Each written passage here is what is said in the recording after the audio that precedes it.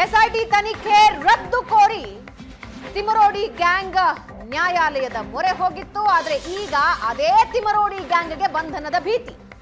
ಧರ್ಮಸ್ಥಳ ವಿರೋಧಿ ಷಡ್ಯಂತ್ರದ ಕೇಸ್ನಲ್ಲಿ ತಿಮರೋಡಿ ಗ್ಯಾಂಗ್ ಕೈವಾಡ ಇದೆ. ತಿಮರೋಡಿ ಅಂಡ್ ಗ್ಯಾಂಗ್ ವಿರುದ್ಧ ಎಸ್ಐಟಿ ವಿಶೇಷ ತನಿಖಾ ತಂಡ ಚಾರ್ಜ್ ಶೀಟ್ ಸಲ್ಲಿಸಿದೆ, ಆರೋಪಿಗಳನ್ನಾಗಿ ಮಾಡಿದೆ. ಚಾರ್ಜ್ ಶೀಟ್ ಭೀತಿಯಿಂದಲೇ ಈ ಹೈಕೋರ್ಟ್ ಮೆಟ್ಟಿಲೇರೋ ಪ್ಲಾನ್ ಮಾಡಿಕೊಂಡಿತ್ತ ಈ ಗ್ಯಾಂಗ್. ಎಫ್ಐಆರ್ ರದ್ದು ಕೋರಿ ಹೈಕೋರ್ಟ್ಗೆ ಅರ್ಜಿ ಸಲ್ಲಿಸಿತ್ತು ಈ ಟೀಮ್. ತಿಮರೋಡಿ, ಮಟ್ಟಣ್ಣವರ್ ಮತ್ತು ಇತರರನ್ನ ಎಸ್ಐಟಿ ವಿಶೇಷ ತನಿಖಾ ತಂಡ ಆರೋಪಿಗಳಾಗಿ ಮಾಡಿದೆ. ಮಹೇಶ್ ಶೆಟ್ಟಿ ತಿಮರೋಡಿ ಅಂಡ್ ಗ್ಯಾಂಗ್ಗೆ ಈಗ ಬಂಧನದ ಭೀತಿ ಶುರುವಾಗಿದೆ. ಇದೇ ಮೊದಲನೇ ಸಲ ತಿಮರೋಡಿ ಅಂಡ್ ಗ್ಯಾಂಗ್ ಅನ್ನ ಆರೋಪಿಗಳನ್ನಾಗಿ ಎಸ್ಐಟಿ ತಂಡ ಮಾಡಿರೋದು. ಇಲ್ಲಿವರೆಗೆ ಅವರಿಗೆ ಮಾಹಿತಿಗೆ ಅಂತ ಎಸ್ಐಟಿ ತಂಡ ಕರ್ಕೊಂಡು ಬಂದು ವಿಚಾರಣೆ ನಡೆಸಿ ವಾಪಸ್ ಕಳಿಸಿದ್ದನ್ನ ನೀವು ನೋಡಿದ್ರಿ. ಆದ್ರೆ ಈ ಪ್ರಕರಣದಲ್ಲಿ ಆರೋಪಿಗಳಾಗಿ ಮಾಡಿರೋದು ಇದೇ ಮೊದಲು.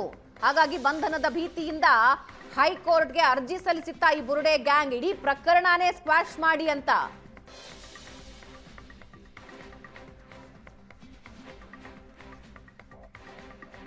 ತಿಮರೋಡಿ ಅಂಡ್ ಗ್ಯಾಂಗ್ ವಿರುದ್ಧ ಎಸ್ಐಟಿಯಿಂದ ಚಾರ್ಜ್ ಶೀಟ್ ಸಲ್ಲಿಕೆಯಾಗಿದೆ.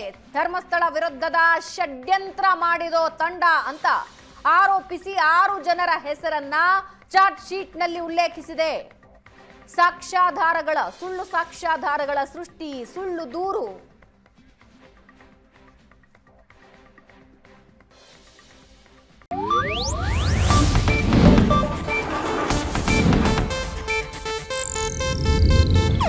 ಇದು ಏಷ್ಯಾನೆಟ್ ನ್ಯೂಸ್ ನೆಟ್ವರ್ಕ್ ಪ್ರಸ್ತುತಿ.